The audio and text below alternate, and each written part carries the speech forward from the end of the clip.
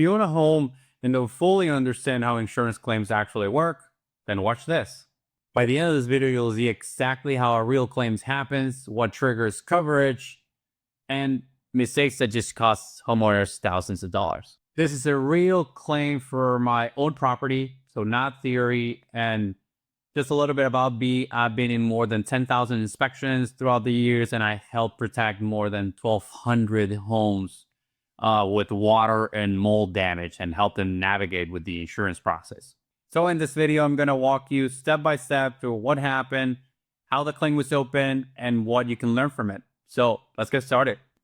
So I prepared this small slide presentation to show you some of the stuff. I also have a couple pictures from my own home, as I mentioned. So let's get to it. So as I mentioned, first of all, a small intro. In 2025, my wife and I opened this claim in our own home. In this video, I want to walk you through exactly what happened, how we found the damage, how we handled it, how the insurance responded, and what we learned along the way. As I mentioned, I've been doing this for about 12 years now. So we are well versed on all of this, but this is on our own property, which is pretty cool. So we can show you guys some of the insights. My goal for this is that if something goes wrong, I want you to feel prepared instead of overwhelmed. This is very typical. People don't want to use insurance companies anymore, even when they have damage that should be covered. So the main idea here is just educate a little bit and prepare you for if this happens to you, you're just a little bit prepared. Okay. Typical response, and again, we've been doing this for some time. It's panic as soon as some of this stuff happens. A lot of people are not sure if they're going to be covered, or they just feel a lot of frustration because it's horrible when this happens. So, like I said, most people feel lost and don't know what to do. This really leads to losing just a ton of money that you can lose. After this video, as I mentioned, hopefully you'll be a little bit more knowledgeable and everything becomes easier for you in the future. I have to include this here, just a quick disclaimer. Everything I'm sharing is based on my experience in this industry and the real claim that we handle in our own home. We're not lawyers. I'm not a lawyer. I'm not a public adjuster, and policies vary. Insurance companies vary. States rules vary as well. So there's a lot of things that can change here, but make sure you always consult with qualified professionals in your area before making claim decisions. Getting that out of the way, we can get started. So the first thing is how we discover the actual damage. As you can see in the pictures, we found this yellow stains here in the baseboards. This is actually behind and to the sides of AC closet that we have, AC and water heater closet. I'm going to show you that in a future picture as well. So that's the first thing we saw. This is the second bedroom that we have. We don't use that second bedroom too much. So one day we came in, we wanted to use the bedroom, and we found this. So from experience, yellow staining, it means that you already have water intrusion. I don't have any lines in my particular case. I know where my water lines are in my apartment. I don't have any lines on that wall, so I immediately knew that it was coming from the other side, which means that water already saturated drywall in the inside of the closet, and it went through to the other side. So this is our first clue of what actually happened. Okay. So before we continue, I actually want to give you a couple tips. I'm gonna still show you what we did, but I want to give you a couple tips and a couple action steps that you can take also if you have this type of damage or other types of damage. Okay, so I want to give you a brief overview on the process and how it works. So tip number one: document everything. Take good quality pictures and videos. Videos are very important when you have damage. They're very difficult for insurance to dispute, right? Because you're showing the actual damage happening at that time. So that's very strong. It's usually very strong. So whenever you can actually pinpoint where the leak is coming from, if it's visible, of course, try to show it with video. If not, just use pictures of the damage and then call a professional so they can document it for you or find the leak for you if it's not visible. Okay.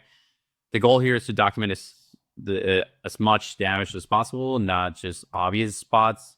So as I said, just if you see something, go around it, go to the sides, just see where else it can lead. Okay. Tip number 2 is you need to move fast with this type of damages. You should, you should be deciding between 2 to 3 days, honestly. If you're going to open a claim, if you're going to make the repairs, whatever the case is, you need to decide very quickly. Of course, the first thing is going to be to stop the leak, even before you decide if you're going to open a claim or not. Okay, that'll be the main thing.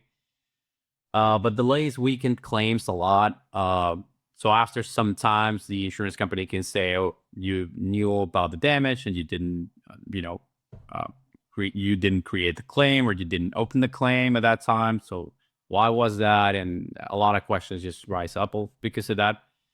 So as I said, between 2 to 3 days, decide what you're going to be doing. I'm going to talk a little bit about public adjusters in a minute as well. So all of that has to be decided in that timeline, 2 to 3 days. Okay. Again, make sure you stop the leak. That's the main thing. You can see a couple pictures here. This is after we remove the water heater.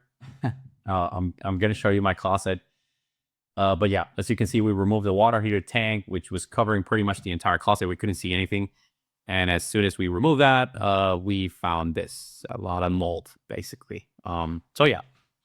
And again, I mean, mold risk increases over time as well. So that's why we said 2 to 3 days. I mean, stop the leak immediately as soon as you see it. And then 2 to 3 days to decide if you want to do whatever you want to do. Open a claim, not open a claim, use a public adjuster, maybe not using it.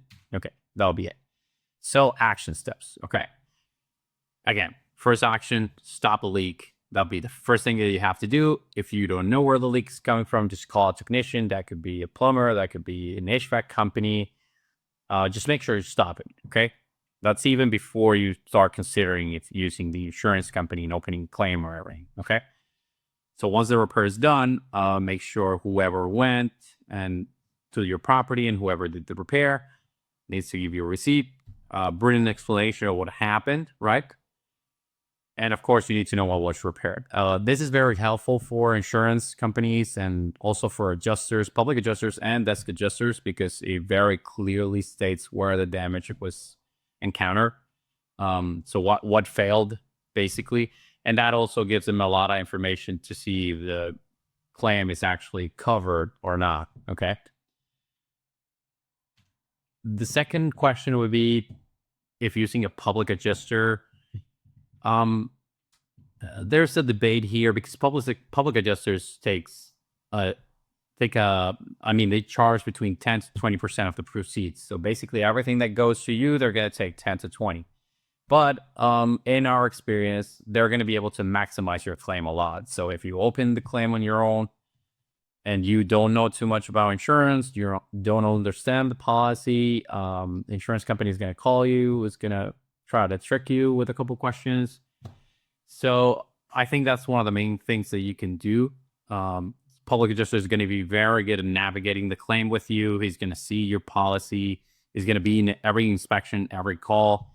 He's going to have all the communications is going to be involved. And he's going to maximize, as I said, what you're getting paid. I want to give you a couple tips when I think it's not good to open a claim. In our experience, of course, if you've seen a leak for weeks or if you've seen something in the past and, you just left it there because it wasn't too bad, don't open a claim. It's going to be difficult you're probably going to have damage enough that the insurance company is going to come by and say, okay, this has been ongoing for some time. The material is going to be having some chronic damage. It's going to have cracks. It's going to have different type of things that you're not going to have if you bought it in the first couple of days, right? But the key word in here is seen, right? A lot of people just don't recognize the signs, and that's a little bit different. So once you notice something, you need to understand it's a problem and you need to act, okay? You need to act quick. If you don't know what you're looking at, then again, call someone that can help you out, call a professional that can help you understand. And also the other thing is if the total cost to fix the leak is below 1,500, this is not worth it for you to open a claim. The process of opening a claim and getting paid and getting coverage afforded and all that takes time. I mean, it does take time from you as well. If you're working hard, you're working long hours, it's going to take some of your time. So if you can avoid that, still avoid it. What we're trying to get here is, you know, on the cases that actually require have using your insurance, because it's going to be a lot. It's going to be a lot of expenses, and you don't want to pay it from your pocket because that's what you're paying insurance for. That's the ones that we're looking for. But everything below 1,500, we'd usually recommend not opening a claim because it's just going to be not worth it, basically. And the last thing I want to mention here is you need to understand when mold damage is covered and when it's not covered. I'm sorry. Because mold damages are covered while the water event is covered by the policy. Okay. So if mold, it's a secondary damage or a consequence caused by the water leak and the water leak is covered, then the mold could be covered. But if the mold is something that happened because you have probably condensation in the vents, that could be one example. Low airflow in some of the areas, for example, laundry rooms, that's not going to be covered, even if you have mold. Okay. So that's a good distinction on what type of mold is covered and what not. Again, insurance company does not provide coverage for mold only. They provide coverage for a water event. Okay. And if the water event causes mold along the way, then that will be covered. Okay. So just wanted to clear that out as well. So now I'm going to show you when to actually open claims. This is the list that we created, and the percentage that you see there is the probability of having a good claim. So I'm going to explain a little bit as I move on. Kitchen leaks, they're usually very good claims because it's usually expensive. Okay. If you have damaged cabinetry, a lot of times you have hidden walls in the back. So just a lot of things can be hidden in kitchens, which usually makes for good claims because it's usually expensive. Okay. Kitchens here in Florida are around $12,000, 12 to 15, depending on the size, of course, but that's on average. So yeah, it's usually a good claim when you have damages of that sort, unless you stop it really quick. Shower pan leaks, same thing. A shower pan leaks is like almost every time you have to open a claim because you have to redo basically the entire shower. If you don't know what the shower pan is, it's like a liner that goes below the shower and it protects from water to going out. That fails or it was not properly installed sometimes. So that can start leaking, and it's a lot of water. Every time you shower, it's going to just pour a lot of water. And if your shower pan is found defective, then usually 99% of the times you're going to open a claim with that, because redoing the bathroom is going to be expensive. Again, it's going to be expensive. So that one, it's 99%. If you catch something very quick and you have some way to repair it, you can do it, but it's usually a very easy and straightforward claim, to be honest.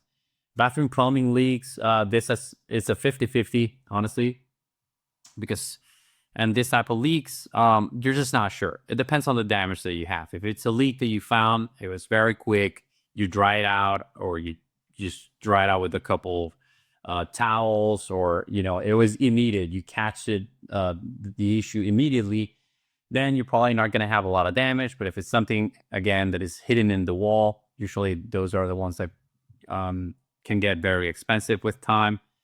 Then that is something that we recommend opening claims. Okay. AC or water heater leaks, most of the time they're good leaks. Same reason of the plumbing leaks.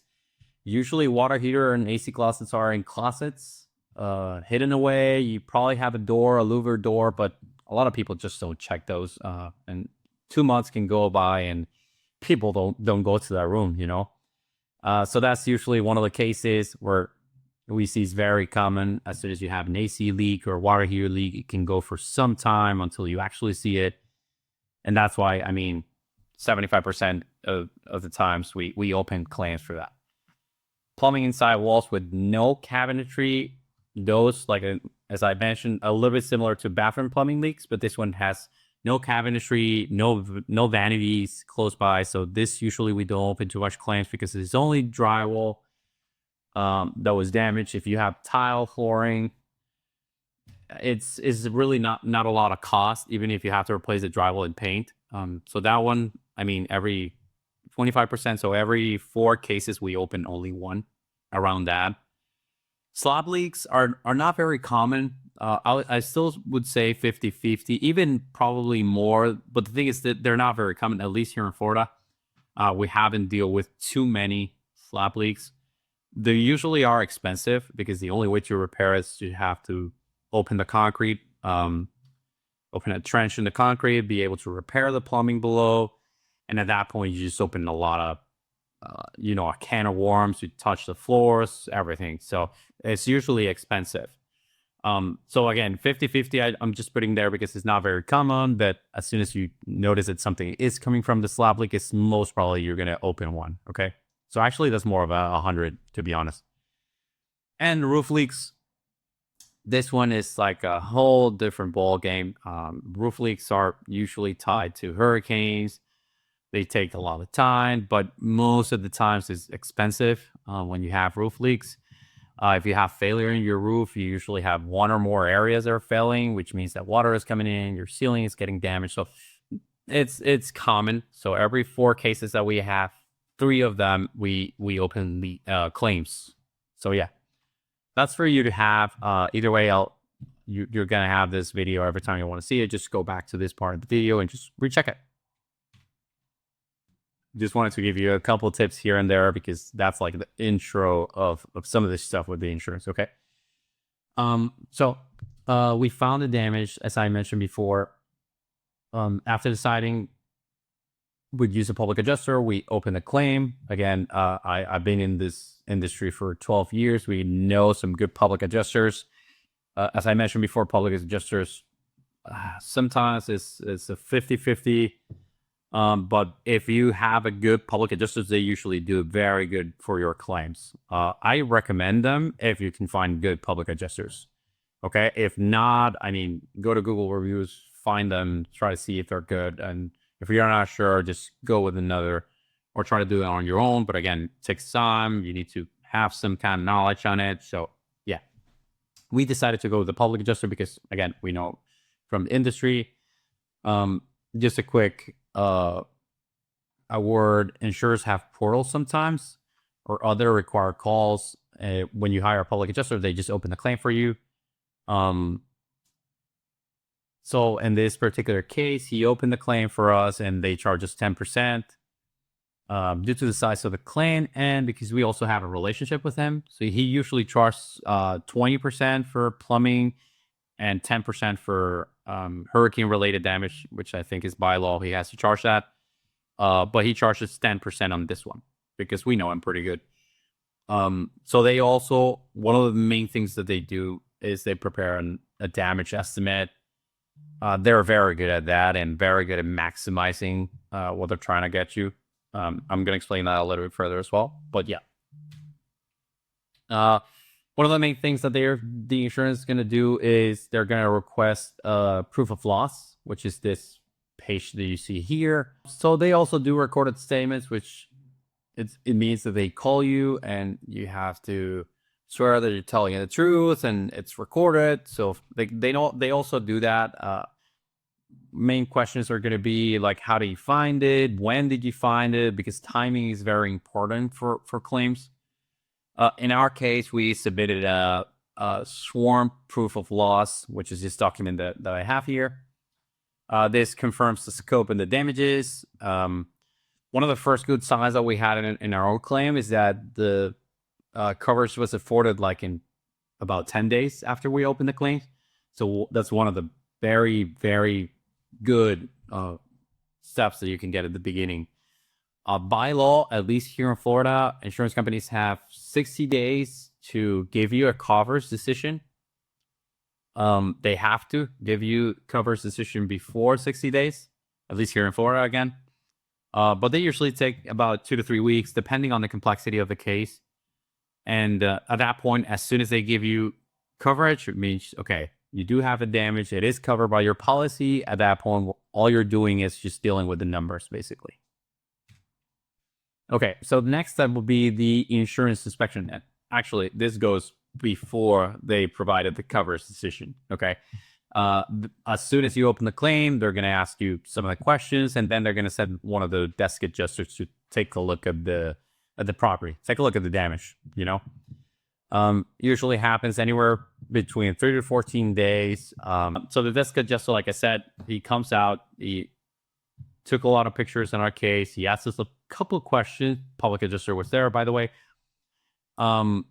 And most important questions, as I mentioned before, is when did you first notice the damage and when did you find the leak?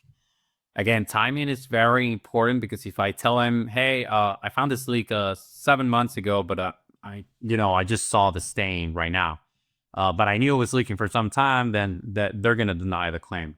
It's just negligence, right? After about 10 days after we opened the claim, they came by, did the inspection, and about 3 weeks later after that, they provided the coverage decision, which they afforded. After about 3 to 4 weeks later, they actually sent their initial offer. It was $4,900. They usually just send the check, and you do have ways to fight for more, and that's what the public adjuster is good for as well. So in this particular case, they say they were going to offer $4,900, and even that they were sending the payment shortly. And after that, negotiations would come next, especially when the offer is not enough. And in our particular case, it wasn't, and I'm going to mention why in the next slide. So why the first offer wasn't enough for us? Okay, after reviewing the scope, we knew that the amount wouldn't be enough. So this is the list of stuff we had to do to repair the damages that we had. I'm a general contractor as well. So I work in construction. We do remodeling, all this stuff. So, I mean, we know a lot about these prices. So we had to fix the failure in the AC unit. It was a failure in the AC unit, by the way. I'm not sure if I mentioned that at the beginning, but yeah, failure in the AC unit. Drywall was damaged on both sides, so in the closet side and the bedroom side, and I have like a small hallway. It was also damaged.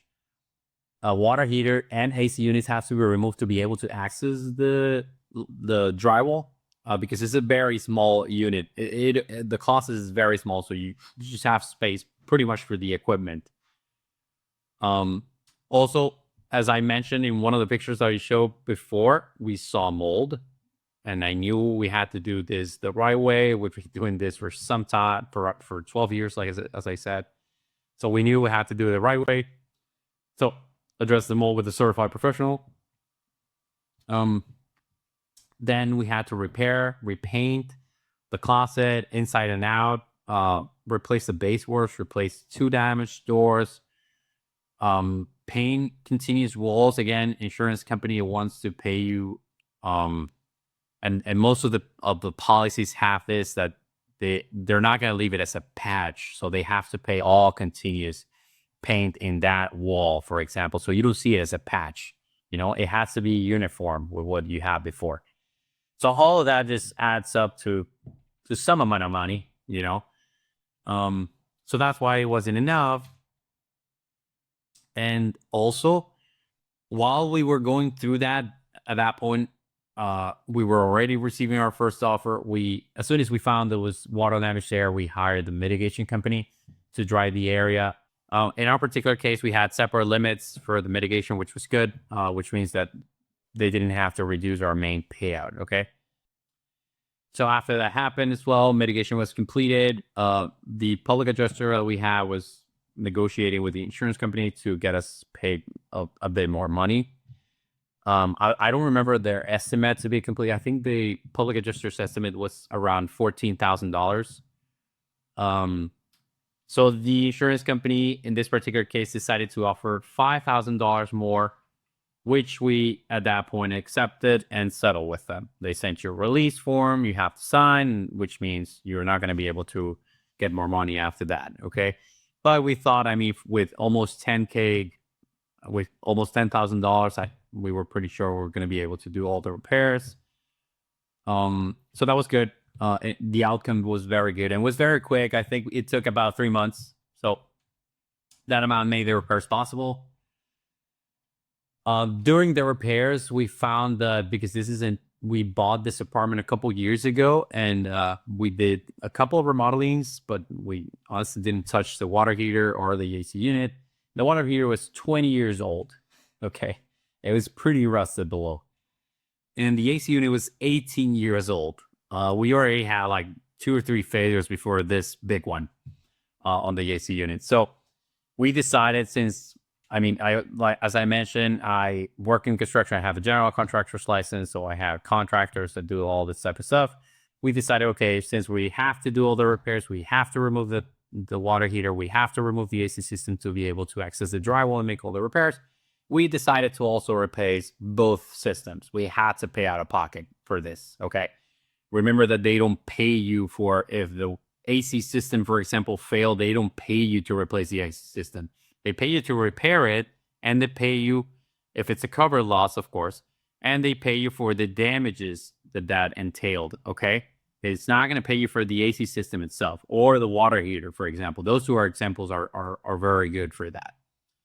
So with that money, we replaced drywall, baseboards, we painted all the areas that I mentioned. There were several areas because it was a continuous wall.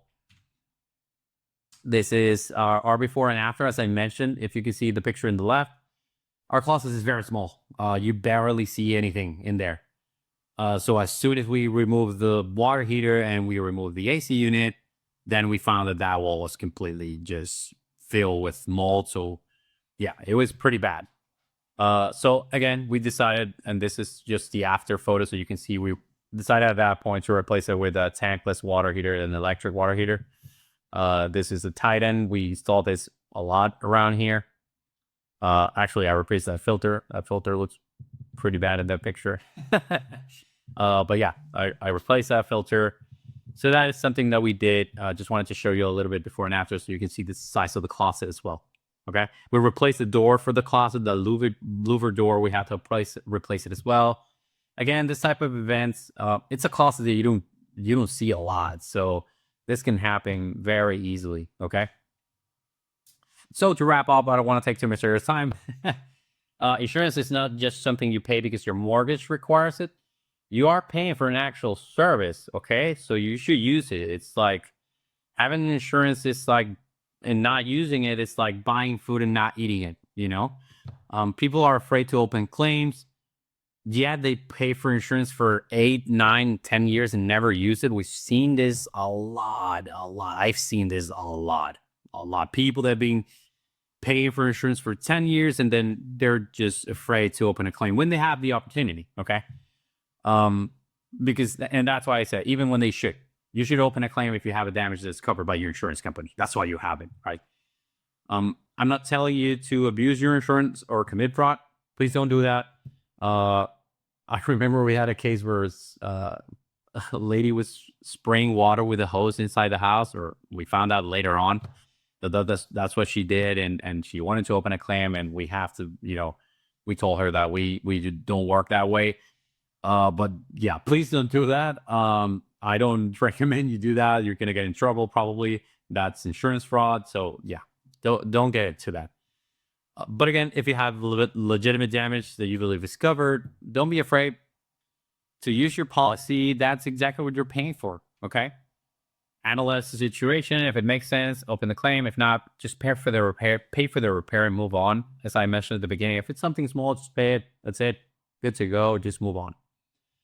And if you don't know how to navigate around all of this, because it's really not that easy, just make sure you surround yourself with good professionals. Have a good public adjuster that you can call, probably have good mitigation companies that you can call, at least one in your area. Just surround yourself with good professionals. They're going to help you a lot with these type of things. And if you have good guidance on this, it's usually a lot easier than it feels. As you can see, my example, I'm well versed on this. We've been doing this for 12 years. So a claim in my house was handled very quickly because I know how to document it. I already have previous pictures from my home. So I had a comparison when I bought the apartment and after. So the things were new. That's one of the things sometimes they ask you for reports from when you bought the property, or previous reports from infections. So I already know what to document just in case something happens. So just make sure if you're not that type of person, just surround yourself with good professionals, okay? If you ever need help or guidance, I'm always available. Again, you can reach out to me by DM on Instagram or I'm actually, yeah, cool. You're gonna see here, my Instagram is here. My email, actually, I put my email here. I respond to every single email. So please make sure you just send me an email if you have any questions. If you don't live in Florida and I cannot possibly see you, just send me what you have. If you have pictures, maybe I can help and I can help you through the distance. Okay. Again, thank you very much for this. And thank you very much for buying the book. And I hope this was very helpful for you. And yeah, catch you in the next one.